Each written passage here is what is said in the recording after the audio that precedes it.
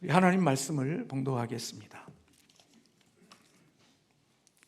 민수기 14장 1절에서 10절에 있는 말씀입니다.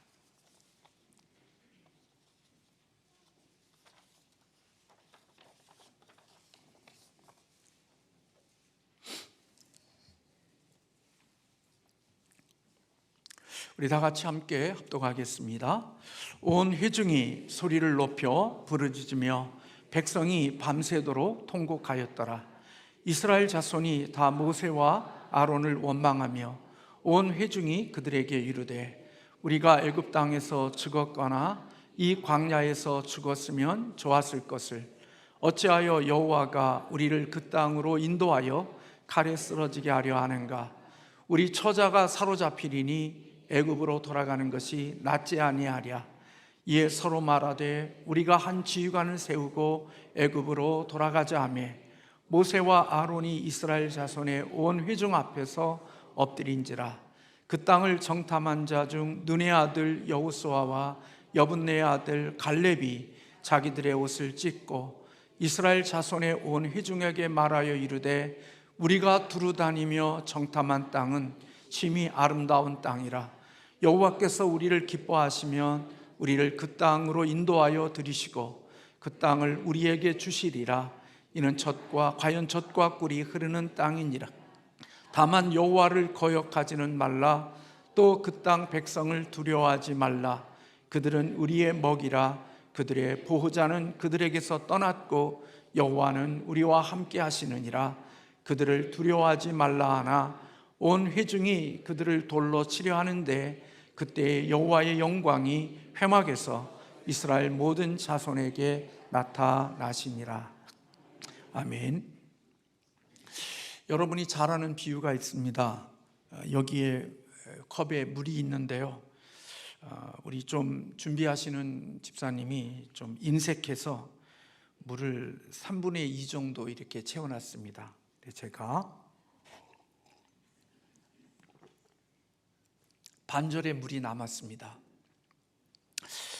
이 반절에 남겨진 이 물을 보면서 어떤 사람은 컵에 물이 절반이나 있다 그렇게 말하는 사람도 있고, 컵에 물이 절반밖에 없네 그렇게 말하는 사람도 있다는 겁니다. 이 두 사람 중에 누가 이기는 삶, 승리하는 삶을 살아갈 가능성이 클까요? 하나님은 이 두 사람 중에 어떤 사람을 붙잡고 일하실까요? 컵에 물이 절반이나 있다고 생각하는 그 사람은 비록 절반밖에 없는 물인 것처럼 보이지만 그 물을 가지고 새로운 도전을 하게 되어질 것입니다. 하지만 컵이 절반밖에 없다고 생각하는 사람은 그의 인생이 불평과 원망을 하며 소극적인 인생을 살아가게 될 것입니다. 하나님께서 쓰시는 사람을 곰곰이 이렇게 놓고 보면 하나님의 쓰시는 사람은 패배주의에 빠진 사람을 하나님이 쓰시는 것이 아니라 하나님은 패배주의에서 벗어난 사람들을 하나님은 쓰시는 것 같습니다. 위기 가운데 속에 살아남은 사람들, 그들은 패배주의에 사로잡힌 사람들이 아닙니다. 위기 가운데 속에서 살아남은 사람들은 대부분 날마다 긍정적이고 적극적인 그런 사람들이 삶의 위기 가운데 속에 살아나게 될 가능성이 많습니다. 왜 하나님은 패배주의에 빠져 있는 사람들을 쓰시지 않을까? 그것은 패배주의는 불신앙이기 때문에 그렇습니다. 그래서 패배주의자는 불신자라는 말과 동의어로 쓰일 수 있기 때문에 하나님은 그런 자들을 통하여 일하시지 않고 그런 자들과 함께 하시지 않습니다. 오늘 우리가 살고 있는 이 시대는 위기의 시대라고 말합니다. 여러 부분에서 위기라고 그렇게 진단하고 있습니다. 경기는 침체되어졌고 물가는 높고 금리는 올랐고 우리가 유일하게 나의 재산이라고 여기고 있는 주택의 가격은 떨어졌습니다. 더 이상 생명을 출산하지 않는 저출산 시대를 살아서 우리나라의 사람들이 0.6%인가가 한 명도 낳지 못하는 그런 나라의 구조가 되어졌고, 이제는 초고령 사회로 진입이 되어졌습니다.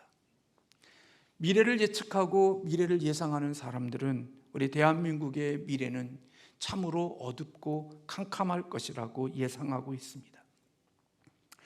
그러나 위기라고 하는 것이 곧 끝났다는 말은 아닙니다. 우리는 삶의 위기 가운데 속에서도 우리가 가져야 될 태도가 있다고 하면 그것은 항상 긍정적인 태도입니다. 어떠한 위기 속에서도 우리는 긍정적인 생각을 가져야 되고 긍정적인 마음을 가지고 살아가는 자들이 되어야 하죠. 오늘 본문을 보십시오. 12명의 정탐꾼들이 우리들이 잘 아는 대로 가나안 땅을 40일 동안 정탐한 후에 지도자 모세에게 보고하는 내용이 오늘 본문 말씀 속에 담겨져 있습니다. 12명의 보고는, 정탐꾼들의 보고는 똑같은 땅, 똑같은 상황, 똑같은 장면을 보았음에도 불구하고 그들의 보고는 같지 않았습니다. 10명의 정탐꾼들은 그 땅에서 포도 송이가 달린 가지를 베어 둘이 막대기에 꿰어매고 올 정도로 그 땅이 젖과 꿀이 흐르는 풍요로운 땅이라고 성경은 기록하고 있음을 봅니다. 그러나 그 땅에 거주하는 사람들은 신장이 장대한 자들로서 그들에 비하면 우리는 메뚜기와 같은 사람들이라고 고백하고 있습니다. 그리고 그들은 그 땅을 악평을 했다고 성경은 기록하고 있습니다. 이런 10명의 정탐꾼들의 보고를 들은 온 회중이 밤새도록 통곡하며 지도자 모세와 아론을 원망하고 우리가 애굽 땅에서 죽었으면 좋겠다고 하며 한 지휘관을 따로 세워 우리가 애굽으로 돌아가자라고 말하는 것을 보게 됩니다. 이들은 컵에 물이 절반 담긴 컵을 보고 그들은 패배주의에 사로잡힌 자로서 반밖에 없다라고 말하는 자들과 같았습니다.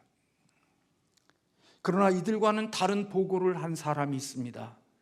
그들은 우리가 잘 아는 대로 여호수아와 갈렙입니다. 그들은 이렇게 모세에게 보고합니다. 30절의 말씀에 우리가 보면 백성을 조용하게 하고 이르되 우리가 올라가서 그 땅을 능히 취하자, 우리가 능히 이기리라고 13장 이하에서 말씀하고 있습니다. 그리고 오늘 본문 9절의 말씀에 보면 다만 여호와를 거역하지 말라, 또 그 백성을 두려워하지 말라, 그들은 우리의 먹이라, 그들의 보호자는 그들에게서 떠났고 여호와는 우리와 함께 하시느니라, 그들을 두려워하지 말라고 말합니다. 여호수아와 갈렙은 똑같은 상황과 똑같은 장면을 보았음에도 불구하고 그는 객관적이고 균형 있는 시각을 가지고 말하고 있음을 봅니다. 그는 그런 상황 속에서 어떠한 태도를 가져야 되는지 그는 긍정적이고 믿음의 사고를 하고 있음을 보는 것입니다. 그들은 10명의 정탐꾼과 같이 부정적인 보고를 한 것이 아니라 그들은 긍정적이고 적극적인 보고를 했습니다. 우리가 인생을 살면서 위기의 때를 지나면서 그 위기의 때에 패배주의에서 벗어나는 비결이 있다고 하면 그것은 말을 바꾸는 것입니다. 언어를 바꾸는 것, 말을 바꾸는 것은 하나님의 명령인 것입니다. 안 된다는 말을 하지 않기로 선언하는 것입니다.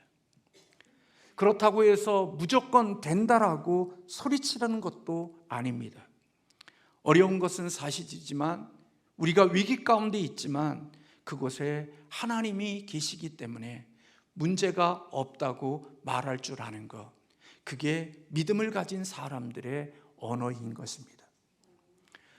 우리가 사는 이 시대는 전도는 예전보다 어려워졌고 분명히 힘들어진 것은 분명한 사실인 겁니다. 그래도 전도는 지금도 가능하다고 말할 수 있는 것, 그게 믿음을 가진 사람들의 언어라는 것입니다. 교회는 쇠퇴의 길로 들어섰고 소멸의 곧 시기로 들어갈 것이라고 예상하는 사람들이 많이 있지만, 그럼에도 불구하고 우리는 그곳에 하나님이 계시기에 교회는 부흥할 수 있고 교회는 다시 일어설 수 있다라고 말하는 것, 그게 컵에 있는 물이 반밖에 남아있지 않지만 그 남겨진 반밖에 없는 그 물 속에서도 믿음을 가진 사람들이 사용해야 될 언어이고 말이라는 것입니다. 왜 그렇게 해야 되는 줄 아십니까? 민수기 14장 28절의 말씀에 보면 그들에게 이르기를 여호와의 말씀에 내 삶을 두고 맹세하노라. 너희의 말이 내 귀에 들린 대로 내가 너희에게 행할 것이라고 말씀하고 있습니다. 하나님은 하나님의 귀에 들린 대로 하나님은 그대로 행하실 것이라고 말씀하고 있는 것입니다. 잠언서 18장 20절에 보면 사람은 입에서 나오는 열매로 하여 배가 부르게 하나니 곧 그 입술에서 나는 것으로 하여 만족하게 되느니라고 말씀하고 있습니다.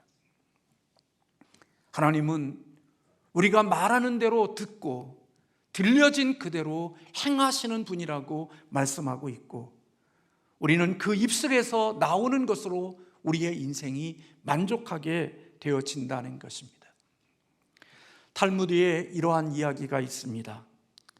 한 랍비의 집에 매우 지혜로운 하인이 살고 있었습니다. 하루는 랍비가 그 하인에게 제일 좋고 맛있는 음식을 장만하라고 했습니다. 하인은 시장에 가서 혀로 만든 음식으로 맛있는 음식을 준비하여 랍비에게 대접을 했습니다. 그런데 다음 날 랍비는 또 하인을 불러서 제일 싸고 맛없는 음식을 장만하라고 했습니다. 하인은 또 시장에 가서 혀를 사서 혀로 만든 음식을 랍비에게 대접했습니다. 랍비는 그 하인을 향하여 어떻게 된 일이냐고 물었습니다. 가장 좋고 가장 비싼 음식으로 맛있는 음식을 장만하라고 하니까 혀로 음식을 장만하고, 가장 맛없고 싼 것으로 음식을 장만하라고 하는데 똑같은 혀로 음식을 장만한 하인을 보며 주인이 그렇게 물었던 것입니다. 그러자 하인이 이렇게 말했습니다. 혀라는 것은 좋을 때는 그보다 좋은 것이 없고 나쁠 때는 그보다 싸고 맛없는 것이 없습니다라고 대답을 했다고 합니다. 그렇습니다. 말은 가장 좋은 것이고 맛있는 것이기도 하지만 말은 가장 싸고 나쁜 것이 우리의 말이 되기도 한다는 것입니다. 한 개인의 말의 영역에 따라서 그가 어떤 말을 하고 사느냐에 따라서 그 인생은 그렇게 빚어지는 것입니다. 좋은 남편을 만나 살면서도, 과분한 남편을 만나 살면서도 그 입에는 불평과 원망이 끊이지 않는 인생은 결코 그의 입에서 쏟아내는 말대로 그는 그 인생의 좋은 남편과 정말 과분한 남편과 살면서도 행복이라는 것 별로 경험하지 못하고 인생을 살아가는 자가 될 수 있는 것입니다. 아름답고 현숙한 여인과 함께 살면서도 그 입술에 원망과 불평이 끊이지 않는 남편은 얼마 지나지 않으면 그 인생은 그의 말대로 더 불평과 원망이 많아지는 그 인생으로 빚어지게 된다는 것입니다. 말이 바뀌어야 되는 것, 그것이 왜 믿음을 가진 사람들에게 중요한 것이냐? 그것은 말은 영적인 영역에 속해 있는 것이기 때문에 그렇습니다. 교회를 아무리 오랫동안 다니고 교회 안에 아무리 오랫동안 머물러 있고 교회의 목사고 교회에 아무리 귀한 직분을 가지고 있다 할지라도 언어가 바뀌지 않고 말이 바뀌지 않는 인생은 하나님의 주시는 복을 받을 수 있는 그러한 모든 것들을 잃어버리는 자와 같은 것입니다. 왜냐하면 말은 하나님의 영적인 영역이기 때문에 하나님은 이 세상을 말씀으로 창조하셨고 빛이 있으라 하실 때 빛이 있었기에 결국 언어는 단순히 우리가 쓰여지는 것뿐만이 아니라 그 속에 능력이 있기 때문에 그런 것입니다. 말은 입으로부터 나오고 혀로부터 나오지만 그러나 그것은 우리의 마음으로부터 나오는 것입니다. 그러므로 말은 그 사람의 인격이고 그 인격이 그의 현실을 만들어 가는 것입니다. 그러므로 우리는 그 사람의 말을 보면 그 사람이 어떠한 사람인지를 알 수가 있습니다. 저나 여러분이 살면서 그 사람의 말, 그 사람의 언어, 그 사람의 말이 어떤 말인지를 잘 보면 그 사람이 어떤 사람이고 어떤 유형의 사람인지를 진단해낼 수가 있는 것입니다.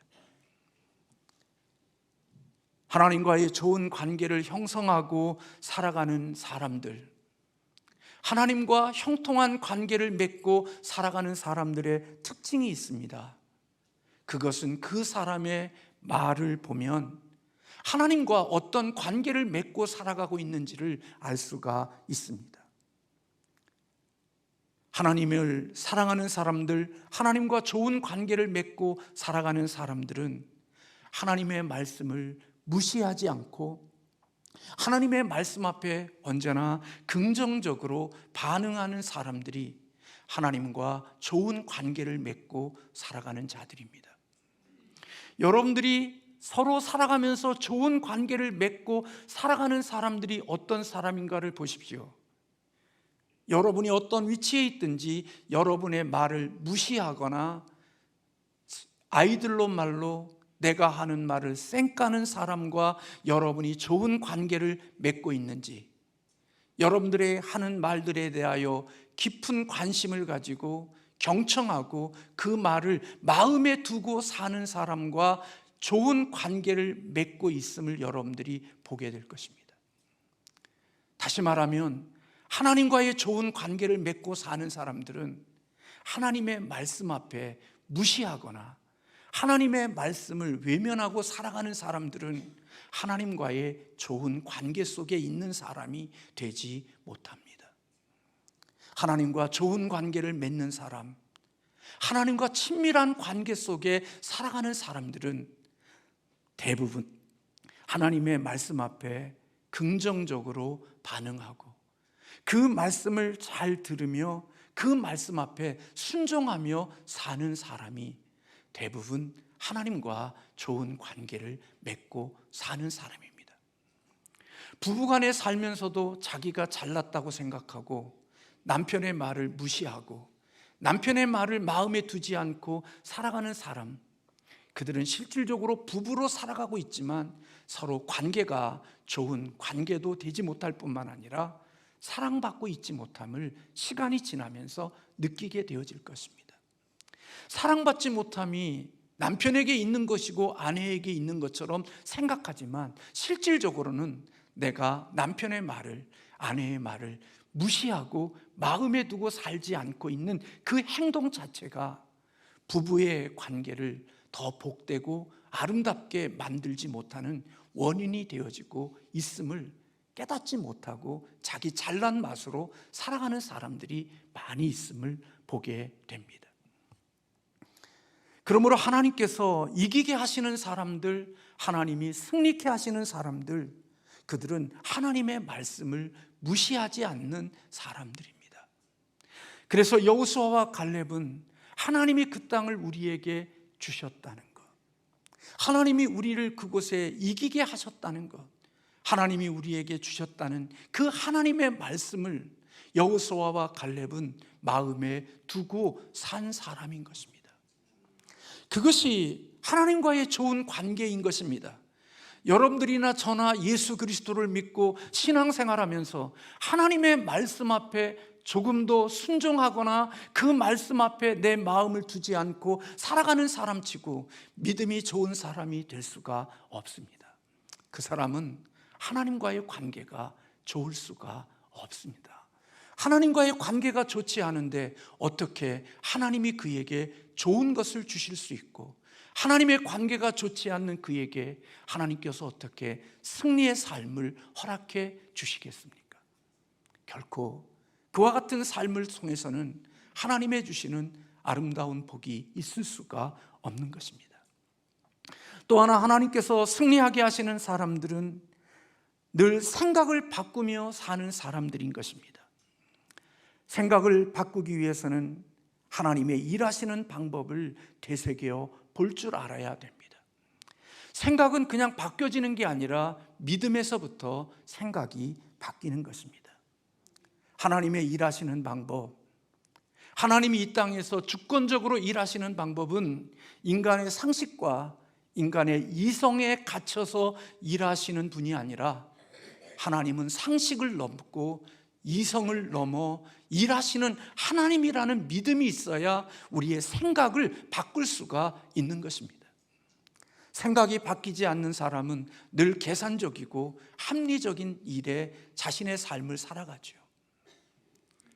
늘 보이는 것이 육적인 것이고, 그리고 눈에 보이는 것들만 계산하고 살지, 하나님이 보이지 않는 그곳에서 일하시는 하나님의 영적인 축복을 모르는 것입니다. 어떤 사람들은 어떤 일을 선택할 때 눈에 보이는 것으로 계산적인 것만 계산하고 살지 않고 하나님의 영적인 축복을 바라보고 삶을 선택하며 사는 사람들이 있는 것을 봅니다. 돈을 더 많이 내놓기 싫고, 경비를 더 많이 지출하지 않고, 내가 원하는 것을 다 얻기 위해서 내게 주어진 일들에 대한 모든 것을, 눈에 보이는 것들만을 가지고 모든 것들을 계산하고 모든 것을 결정하지만, 어떤 사람들은 이 인간이 가지고 있는 이성과 합리적이고 이러한 것의 상식적인 것이 아닌 하나님의 영적인 세계를 바라보고 하나님의 일하심을 보고 어떤 일들을 결정하고 그 일을 진행하는 사람들도 있는 것을 보게 됩니다. 영적인 세계가 보이지 않고 하나님의 일하심이 보이지 않는 사람들은 결코 언제나 상식적이고 이성적인 수준 속에서 생각하기 때문에 그들은 영적인 그 복이 얼마나 귀하고 가치 있는 것이라는 사실을 보지 못합니다.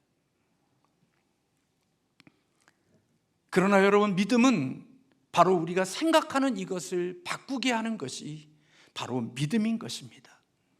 하나님의 일하시는 방법, 하나님의 일하시는 일은 항상 상식 안에 갇히거나 인간의 이성 안에 갇히는 것이 아니라, 하나님은 이성을 넘어 상식을 넘어 일하실 수 있는 하나님임을 믿고 살아가는 사람들, 그 믿음이 그 생각을 바꾸고 그 생각이 그가 다른 선택을 할 수 있는 자가 되는 것입니다.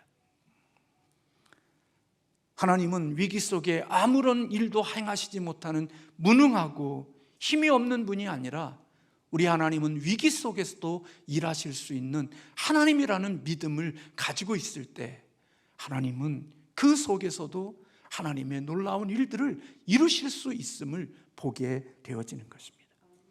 그러므로 상식과 이성에서 살아가는 사람들은 위기를 만나면 두려워하고 부정적인 사람이 되어지지만, 믿음을 가지고 살아가는 사람들은 위기 가운데 속에서도 긍정적이고 적극적이고 도전적인 삶을 살 수 있게 하는 동력이 되어지는 것입니다.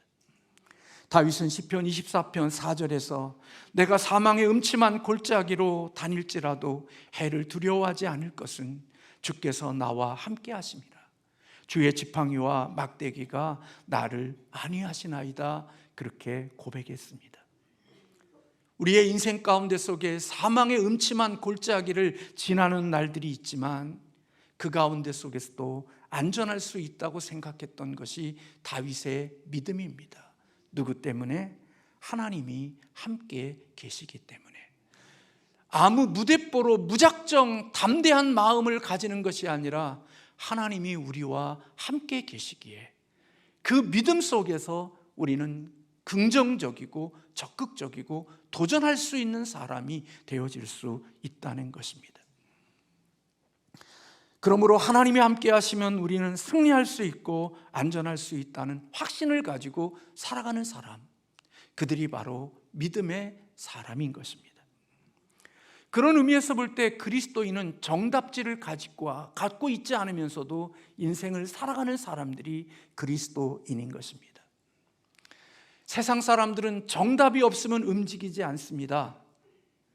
답지가 없으면 절대로 손 하나 깜빡하지 않습니다. 그러나 그리스도인들은 정답지가 없고 답지가 없어도 움직일 수 있는 사람, 그게 믿음의 사람인 것입니다. 항상 이성과 상식 속에서 살아가는 사람, 정답이 보이지 않으면 절대로 행동하지 않고 움직이지 않고 항상 그 자리에 머물러 있지만, 진짜 믿음을 가진 사람은 정답이 없어도 답이 보이지 않아도 움직일 수 있고 행동할 수 있는 사람이 바로 믿음의 사람인 것입니다. 답이 없는데 전진하는 것, 그것은 너무나도 무모해 보이고 어리석어 보이는 것이지요. 그런데 여러분, 아브라함과 다니엘과 사드락과 메삭과 아벳느고, 그들은 정답을 가지고 살아간 사람들이 아닙니다. 하나님이 그에게 답안지를 준 적이 없습니다. 그들에게는 답안지가 없었지만, 답지가 없었지만 하나님을 믿는 믿음 때문에 움직이고 하나님을 믿는 믿음 때문에 행동했던 사람들, 그들이 믿음의 사람들이었고, 그런 사람들을 하나님이 사용하셨고 그들을 붙들었고 그들을 통하여 하나님이 이기는 삶, 승리하는 삶을 살게 하신 겁니다. 그리스도인은 이 땅을 살아가면서 항상 정답지를 보여달라고, 그 정답지를 보여주면 내가 움직이겠다고 생각하고 하는 사람들은 결코 한 발자국도 움직일 수가 없습니다. 계산에서 답지가 나와야 뭔가를 헌신하고, 계산에서 뭔가 내게 돌아올 유익이 보여야 뭔가를 움직이기 때문에 답안지가 나오지 않으면 절대로 움직이지 않고 행동하지 않지만, 하나님의 주신 믿음을 가진 사람들은 정답이 없어도 움직일 수 있게 하는 것이 믿음이라고 성경은 말씀하고 있는 것입니다. 그리스도인이 이 땅에 살아가는 삶 속에서 훈련하는 게 뭔 줄 아십니까? 저나 여러분이나 이 세상의 그리스도인을 훈련하는 것은 답 없이도 살아갈 수 있는 사람으로 훈련하는 것입니다. 내일의 만나가 내릴지 모르지만 하나님을 믿는 믿음을 가지고 답이 없음에도 불구하고 하나님의 말씀을 붙들고 살아가는 사람들, 답지가 있으면 움직이는 사람들은 언제나 상식선에서 인생을 살아갑니다. 그것 더 이상 하나님이 그에게 베푸시는 기적이나 그에게 베푸시는 능력이 없습니다. 자기 능력과 자기 실력 안에서 인생을 살아가는 거지요. 그런데 답 없이 살아가는 사람들, 답지가 없음에도 불구하고 하나님의 말씀을 따라 걸어가는 사람들, 그들은 하나님의 능력을 볼 수 있고 하나님의 실력을 볼 수 있고 하나님의 위대함을 볼 수 있는 자가 되는 것입니다. 사자굴 속에 던져진 다니엘, 답안지가 없었지만 하나님을 믿는 믿음 때문에 움직였고, 다니엘의 그 친구들도 답안지가 없었지만 그는 그곳에 주의 말씀과 주님을 기쁘시기 위하여 움직였던 사람들입니다. 그러기에 세상에 답은 없었지만 하나님이 답이 되신 사건들, 그게 사자굴에서 건진받는 것이고 풀무불 속에서 건진받는 것이 하나님의 답이었던 것입니다. 우리는 많은 사람들이 만들어낸 그 답지를 보며 부러워하지만 우리는 그런 답안지가 없을 때 움직이는 훈련을 해본 적이 별로 없는 거지요. 그래서 항상 내가 가지고 있는 실력과 내가 가진 한계 속에서 살아가는데, 세상에서는 대단한 실력과 대단한 조건을 가졌음에도 불구하고 내가 만들어가는 삶의 구조는 항상 그 대단함이라고 하는 그 속에 갇혀 있지만 별로 세상에서는 내놓을 게 없고 자랑할 게 없고 보여줄 것이 없음에도 불구하고 답지가 없음에도 하나님을 믿고 움직이고 살아가는 사람들에게는 내가 가진 능력보다 내가 보다 더 큰 하나님의 위대하심과 하나님의 능력을 보여주는 하나님의 답지를 우리에게 주셔서 하나님이 이기게 하시고 승리케 하시는 역사를 보게 하신다는 것입니다. 우리는 하나님의 일을 할 때마다 맞닥뜨리는 위기는 늘 하나님의 편에서 보고 듣고 해석하고 생각하는 이런 훈련들이 저와 여러분에게 있어야 되는 거지요. 하나님의 지혜에 따른 약속을 믿으며 문제를 해결해 나가는 그리스도인들이 되어야 되는 거지요. 오늘 주보에 제가 칼럼 속에 거기에 글을 하나 옮겨놨습니다마는 쇼펜하우어의 글 속에 그가 행복한지 알고 싶다면 그가 밝은 사람인지를 보면 안다는 겁니다. 그 사람이 행복한 사람인지 그렇지 않은 사람인지 그가 밝은 사람이 된 사람들은 행복한 사람이 될 가능성이 많다는 것입니다. 우리는 진지함과 밝음과 잘 구별해내지 못하고 살아가죠. 사랑하는 성도 여러분, 나와 우리 가족들이 승리하는 삶, 이기는 삶을 살기를 원하십니까? 저나 여러분들이 인생을 살면서 자녀들에게 여러 학원을 보내며 세상에 탁월한 자를 만들기 위해서 대단한 생각을 가지고 여러분들이 훈련하고 우리가 자녀들을 양육하지만 그게 그 자녀의 성공의 전부가 될 거라고 생각하면 부족함이 있는 것입니다. 많은 것을 가르치고 많은 것을 배웠어도 그 입에 그 가족들의 원망과 불평이 끊이지 않으면 그 가정은 이기는 가정과 승리하는 가정이 될 가능성이 별로 없습니다. 갈등을 조장하고 늘 원망과 불평과 어둠을 쏟아내는 그 가정에는 하나님이 결코 그 가정에 이김과 승리를 주실 이유가 별로 없습니다. 많은 사람들이 공부를 잘하고 세상에 좋은 대학교를 가면 우리는 성공할 것이고 이기는 자가 될 것이라고 하지만 성공은 할 수 있을런지 몰라도 행복은 결코 그런 것으로 빚어지는 것이 아닌 것입니다. 그래서 자녀들의 입술 속에 원망과 불평과 갈등이 끊임없이 쏟아져 나오면 그 가정은 하나님의 주시는 축복과 하나님의 주시는 승리를 기대하기가 어려운 것입니다. 그러므로 자녀들이 미래에 복 있는 가정이 되고 복 있는 사람이 되려고 하면 그 자녀의 입에서 어둠의 불평과 원망과 갈등을 만들어내는 말들을 쏟아내는 자가 아니라 그 입에 기쁨과 감사와 사랑과 이런 좋은 성품의 말들이 그 입에 쏟아져야 그가 한 사회를 살아가는 공동체 속에서 리더가 될 수 있는 것입니다. 저는 오늘 이 말씀을 준비하면서 그런 생각을 참 많이 했습니다. 내가 이런 부분들 속에서 부족했구나.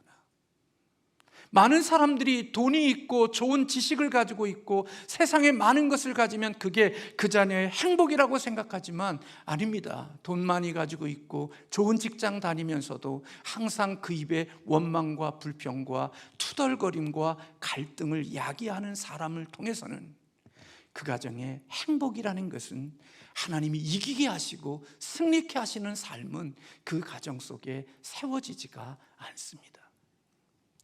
그러나 비록 작은 집에 살아도 부족함이 많아도 세상 사람들이 말하면은 흙수저와 같은 집에서 살면서도 감사할 줄 알고 고마워할 줄 알고 기쁨의 마음을 가지고 쏟아내는 그 자녀들은 나중에 그 아이가 성장해서 비록 세상에서는 어떻게 초라함으로 시작했을런지 모르지만 하나님은 그들의 삶을 행복함으로 물들이실 수 있는 가능성이 많은 것입니다. 왜 그런 줄 아십니까? 하나님은 부정적이고 불평하고 원망하고 갈등하는 사람을 통해서 하나님은 일하시지 않는다는 것입니다. 하나님은 그런 곳에 결코 좋은 것을 담겨주시지 않습니다. 세상에 많은 것을 가져도 그곳에 하나님이 주시는 승리, 하나님이 주시는 이기는 삶이 그 속에 없습니다. 근데 감사할 줄 알고 기뻐할 줄 알고 사랑의 말을 쏟아낼 수 있는 그곳은 시간이 지나면 하나님은 그 속에 아름다운 것들을 담아 놓으신다는 사실입니다. 여호수아와 갈렙이 바로 그런 사람이었습니다. 그는 하나님의 말씀 때문에, 하나님 때문에 늘 그는 믿음의 말이 긍정적이고 적극적이고, 우리가 올라가면 하나님이 주실 것이고 그것은 우리의 능히 우리가 이기는 것이고 우리의 것이라고 고백할 수 있는 승리의 말이 그들로 하여금 이기는 삶, 승리하는 자리에 있게 하신 겁니다. 저는 우리 교회를 생각하면서 그런 생각을 많이 해봤습니다. 우리 교회가 건강한 교회가 되고 이기는 교회, 승리하는 교회가 되기 위해서는 불평이 없고 원망이 없고 갈등이 없는 교회가 되어야 한다는 생각을 했습니다. 모이면 불평하고 모이면 원망하고 갈등을 유발시키는 사람들을 통하여서는 교회가 이기는 교회가 될 수가 없고 승리하는 교회가 될 수가 없고 형통하는 교회가 될 수가 없습니다. 그런 사람들로는 교회의 순결함을 이룰 수가 없고 하나님의 나라를 세워가는 교회로 자라갈 수가 없다는 것입니다. 그들은 결국 마침내 10명의 정탐꾼과 같은 패배자가 되어질 뿐만 아니라 그들로 인하여 나머지 온 회중들이 울고 불고하며 애굽으로 돌아가자고 외쳤던 그들로 인하여서 40년 광야의 길을 지나면서 다 광야에서 죽임을 당하는 패배자들이 되었던 것을 볼 수 있는 것입니다. 10사람만이 아닙니다. 그 10사람으로 인하여 온 회중이 하나님의 멸망의 자리로, 이김의 자리로 나아가지 못했던 것을 볼 수 있는 것입니다.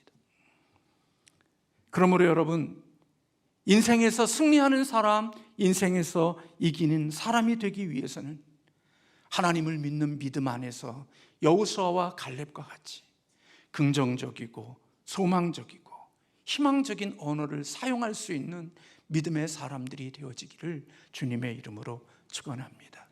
자녀들에게, 부모님에게 감사합니다, 고맙습니다, 이런 말들을 훈련할 줄 알고 가르쳐서 부모에게 고맙고 감사함을 늘 고백할 줄 아는, 흙수저에서 태어났어도 그가 고맙고 감사하고 사랑합니다라고 말을 할 줄 아는 자가 금수저에서 태어났음에도 불구하고 원망과 불평과 투덜거리는 사람보다 훨씬 더 행복한 사람으로 이 땅을 살아갈 가능성이 있다고 저는 믿어지는 겁니다. 승리하는 사람이 되기를 원하십니까? 잠깐 지나가는 나그네의 인생 가운데 속에 이기는 자의 삶을 살고 싶으십니까?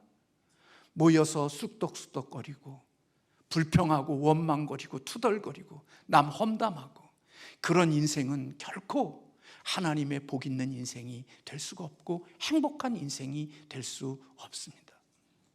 오늘 여호수아와 갈렙처럼 긍정적이고 소망적이고 예수 그리스도를 믿는 믿음 속에서 늘 이와 같은 가치관을 가지고 살아가는 사람이 되어졌을 때 하나님은 그 인생을 복되게 하실 줄로 믿습니다. 여러분, 가계의 저주가 흐른다는 말을 저는 믿지 않습니다. 가계의 저주를 끊으라는 그런 것도 저는 받아들이지는 않습니다. 그러나 한 가지 제가 마음에 두는 게 있습니다. 부모의 언어가 부정적이면 자녀의 언어도 부정적입니다. 그래서 하나님의 복이 그 가정에 흐르지 않는 것입니다. 부모의 언어가 믿음의 언어가 되고 생명의 언어가 되고 하나님의 주신 소망의 언어가 돼야 자녀들도 그 말을 본받아서 하나님의 주시는 아름다운 복이 이어갈 수 있는 축복이 되는 것입니다. 저는 우리 교회가 승리하는 교회가 되기를 원합니다. 저는 저와 우리 가정이 이기는 가정이 되고 이기는 교회가 되기를 원합니다. 여러분들이 아무리 아멘하고 또 소그룹에 모여서 원망하고 불평하고 갈등을 만드는 사람이 되면 이기는 자가 될 수가 없습니다. 살아가는 삶 속에서 내가 이제까지 살아왔던 나의 입술의 길을 차단시키고 하나님이 주시는 믿음의 언어를 새롭게 길을 만들지 않으면 저와 여러분의 인생은 결코 하나님의 새 일을 보기가 어려울 것입니다. 하나님께서 저와 여러분에게 승리케 하시고 이기게 하시는 믿음의 삶, 믿음의 가정, 믿음의 교회가 되시기를 주님의 이름으로 축원합니다. 기도하겠습니다.